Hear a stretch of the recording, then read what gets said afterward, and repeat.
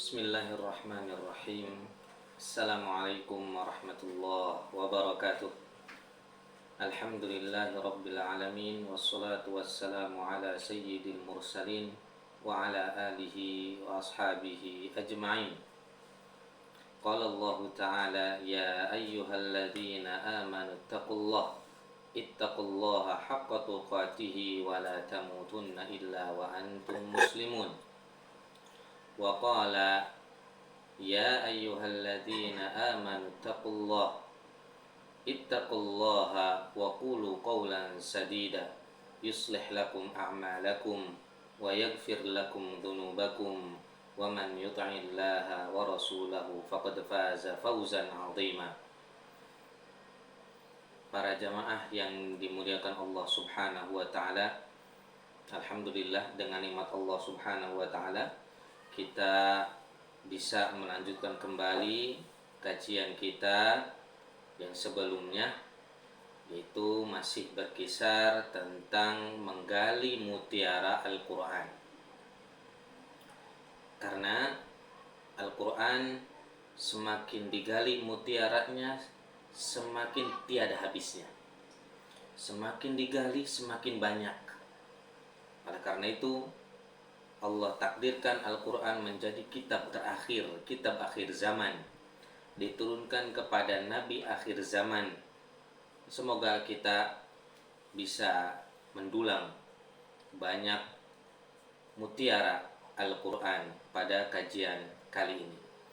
Para jamaah yang dimuliakan Allah Subhanahu wa ta'ala, pada kesempatan kali ini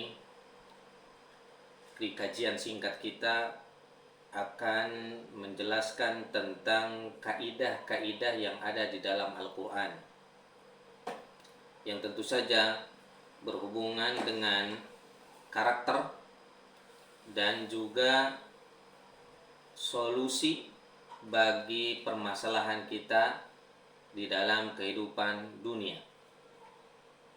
Karena di dalam Al-Quran terdapat solusi-solusi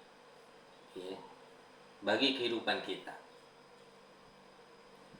Kita akan memulai dengan kaidah Quran yang dikumpulkan oleh Syekh Umar Al-Muqbil di dalam kitabnya, yaitu Qawaid Quraniyah, berisi tentang sekitar 50 kaidah ya di dalam Al-Quran yang bisa kita pakai, yang bisa kita manfaatkan di dalam bersikap ya di dalam kehidupan dunia ini, dan juga semoga bisa menjadi solusi bagi permasalahan yang ada. Yang pertama yang akan kita bahas jamaah sekalian yang dimuliakan Allah Subhanahu wa taala, yaitu tentang apa itu kaidah. Kalau dalam bahasa Indonesianya kaidah. Apa itu kaidah? Kaidah, sebagaimana para ulama mengatakan bahwa jumlatun qasirah, yaitu kalimat yang pendek, kalimat yang pendek yang memiliki makna, yang dimana karena ini qawaid Qur'aniyah, maka diambil dari Al-Quran, diambil dari Al-Quranul Karim, diambil dari ayat-ayat Al-Quran.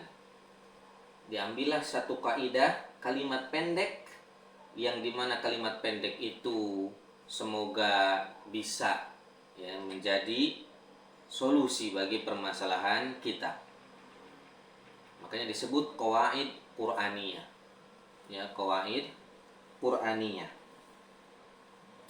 Kemudian apa yang menjadi keunggulan qawaid Qur'aniyah ini, kaidah Quran ini?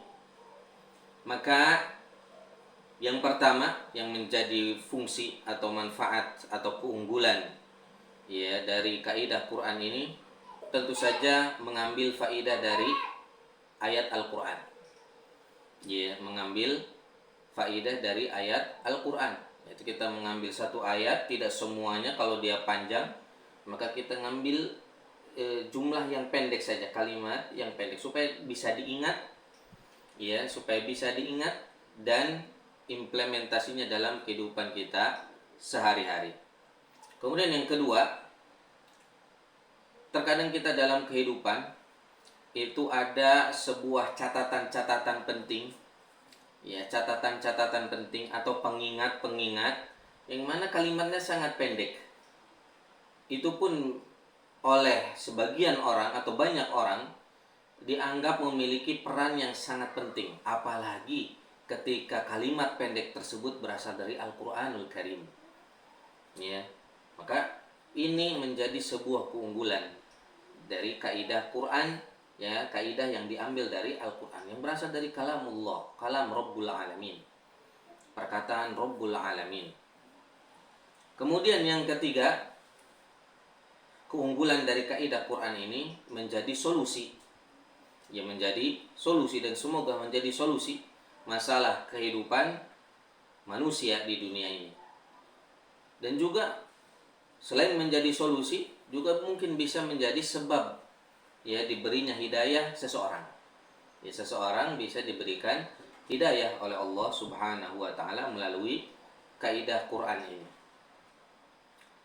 Jamaah yang dimuliakan Allah Subhanahu wa taala, kita mulai dengan kaidah yang pertama.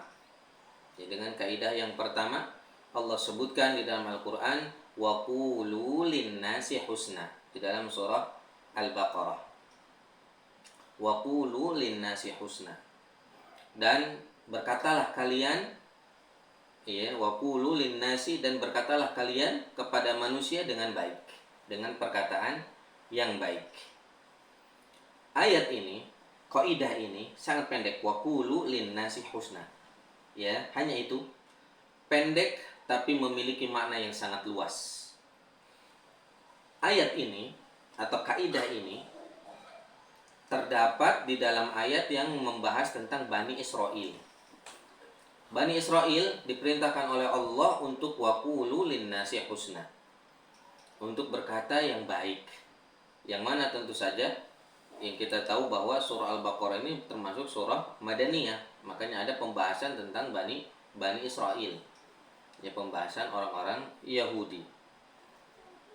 Umat-umat terdahulu, ya, umat-umat terdahulu diperintahkan oleh Allah untuk berkata yang baik, ya, untuk berkata yang baik. Kemudian di surah yang lain, ya, Allah pun memerintahkan kita, yaqulul lati hiya ahsan, ya, katakan kepada para hambaku agar mereka berkata yang baik, berkata dengan perkataan yang terbaik. Ini sangat menunjukkan, ya, sangat menunjukkan kepada intinya bahwa seorang manusia atau kita manusia ini harus di dalam bermuamalah dengan manusia yang lain harus berkata dengan baik, dengan perkataan yang baik, dengan muamalah yang baik. Para jamaah sekalian, kita akan praktekkan dalam kehidupan kita.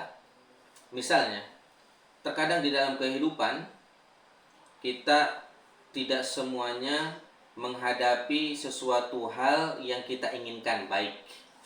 Terkadang menghadapi cemoohan, terkadang menghadapi hinaan, terkadang menghadapi cacian. Apa petunjuk Al-Quran dalam masalah ini? Wa qulu linnasi husna. Atau dalam ayat yang lain, yaqulul lati hiya ahsan, yaqulu billati hiya ahsan. Hendaklah berkata dengan perkataan yang baik. Karena kejelekan ketika dibalas dengan kejelekan, maka hasilnya akan jelek. Ya, akan tetapi berbeda ketika kejelekan, ya, dihadapi dengan kebaikan. Insya Allah hasilnya akan semakin baik. Akan semakin baik. Dan para jamaah sekalian yang dirahmati Allah Subhanahu wa taala, di dalam kehidupan kita ada orang-orang yang paling berhak, ya, paling berhak untuk kita muamalah atau berinteraksi dengan mereka itu dengan muamalah yang baik. Yang pertama tentu saja orang tua kita.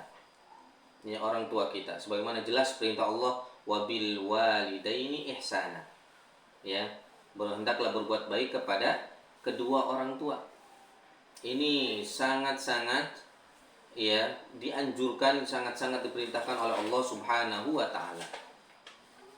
Kemudian Allah pun memerintahkan wa qadha rabbuka alla ta'budu illa iyyah wa bil walidaini ihsana. Allah menggandengkan antara perintah beribadah kepada Allah, perintah tauhid kepada Allah, dan juga antara berbuat baik kepada kedua orang tua. Ya, Masya Allah, ini adalah perintah yang sangat-sangat agung, ya, berbuat baik kepada kedua orang tua. Oleh karena itu, ketika kita berinteraksi dengan orang tua dalam hal perkataan, perbuatan, maka harus dengan perkataan yang baik. Perkataan yang baik. Kemudian yang kedua yaitu keluarga kita. Istri kita, suami kita. Tentu ini adalah termasuk orang yang harus, ya, kita berbuat dengan perbuatan yang baik, interaksi dengan mereka dengan interaksi yang baik. Ya, kata Nabi SAW, khairukum khairukum li ahli wa ana khairukum li ahli. Ya, yang terbaik di antara kalian adalah yang berbuat baik kepada keluarganya, dan aku ya paling baik yang berbuat, ya, yang terbaik bagi keluargaku, yaitu kepada istri, atau kepada istri kepada suami, atau suami kepada istri. Kemudian yang ketiga yaitu berbuat baik kepada anak-anak, ya, anak-anak kita. Tentu anak-anak kita lebih berhak untuk kita interaksi dengan mereka dengan interaksi yang baik, agar mereka tumbuh dengan contoh yang baik, qudwah yang baik, dan juga tumbuh dengan lingkungan yang baik.